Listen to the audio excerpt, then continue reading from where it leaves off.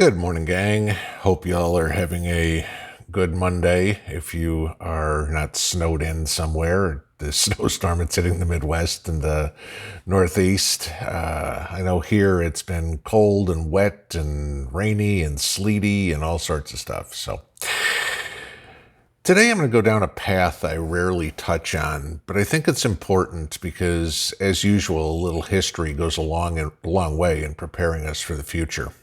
With the recent political change in Washington and a complete upheaval of the country's path, one thing is very much in danger that doesn't seem to get talked about too often. You see, now that the Democrats have control of the White House and both houses of Congress, one bastion of human existence is about to take a major blow, and that's one's faith. Okay? I don't really have to tell anybody that the liberal left is staunchly anti-religion. We all know their stance on issues like abortion and birth control. We all know they want to take away the nonprofit status of various churches.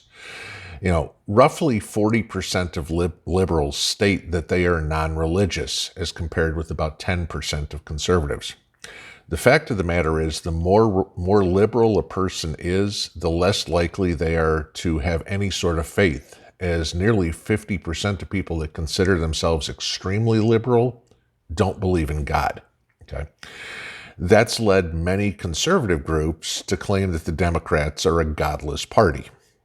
Now, I'm not going to go that far because, 50% of hardcore liberals don't believe in God. 50% of them do. Okay. See, that's where this all gets interesting. Okay. For example, Joe Biden considers himself a Catholic. Kamala Harris was raised Hindu and Christian and now considers herself a Baptist. Okay. Nancy Pelosi is Catholic. Chuck Schumer's Jewish. All right. You'd think that this vast disparity of religious beliefs amongst the four most powerful people in the U.S. government would be a good thing. The problem is, it's all just for show, like most everything else a politician does. Okay. You see, the Church of Politics is a much more powerful church for them than any other religious affiliation. They're all hardcore leftists, no matter how much the media tries to spin it that they're all moderates. Okay. They are not by a long shot. All four of them want to lead us down a socialist Marxist path. According to Karl Marx, religion is the opium of the people. All modern religions and churches, all and of every kind of religious organization, are always considered as the organs of bourgeois reaction, used for the protection of exploitation and the stupefaction of the working class. Okay, so religion's supposed to make us stupid. If that doesn't sound like all of the above-mentioned politicians' ideology when it comes to faith, I really don't know what does. Okay. Anyone who's been paying attention for the last few years knows that the U.S. has been on a collision course with China. Basically, it's the Cold War all over again. The battle of good versus evil, at least in the Americans' eyes. The battle between democracy and communism. We all know which way the scales are tipping in the United States after January 20th. Okay. Let's take a look at the path we're on. In communist China, right now, okay, practicing a certain faith, printing, or even reading religious books can result in prison terms and abuse. Spiritual believers in China, be it Christians, Buddhists, Uyghur Muslims, Falun Gong practitioners, they're not only faced with brutal suppression or forced labor terms, but they also have religious books burned or trashed at the hands of the Chinese Communist Party. Okay? These coercive policies are aimed at forcing these religious followers to renounce their faith and follow the communist ideologies based on atheism and Marxism. As one Chinese Communist Party official put it, belief in the Communist Party is the only religion allowed. Okay?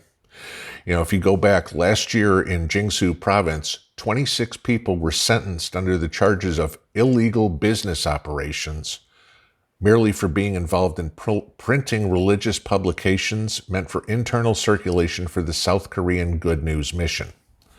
The director and 2 members of the mission were fined heavily and handed prison terms of 3 years and 10 months and 3 years and 6 months, respectively.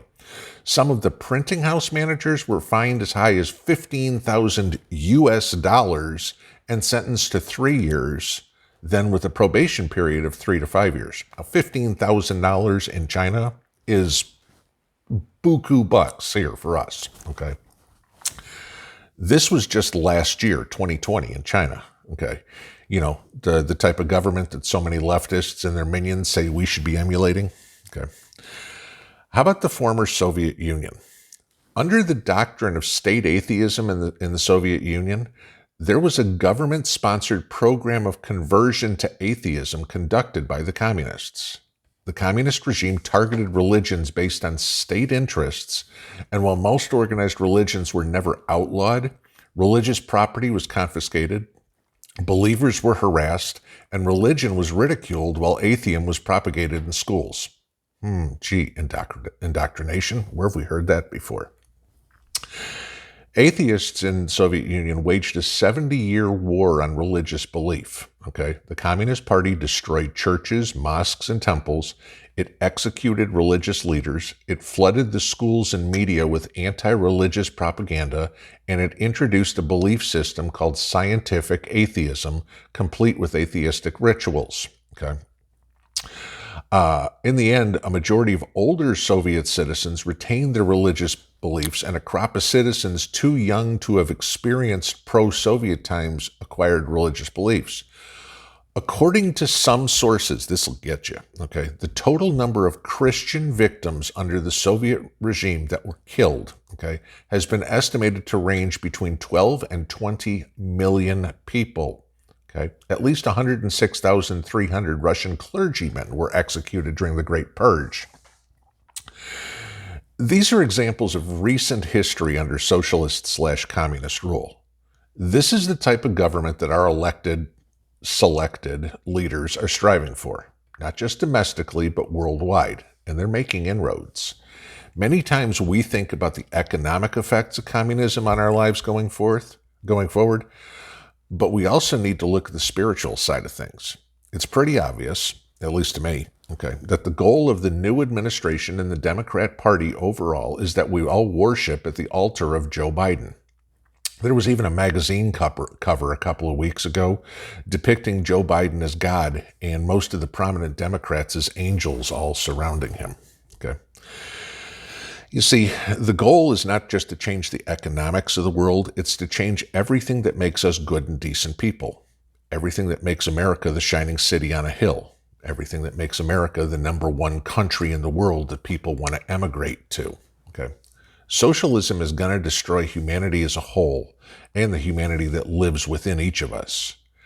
It wants to eradicate the one thing that most people in the world agree upon, a supreme being, and replace God with a person or people.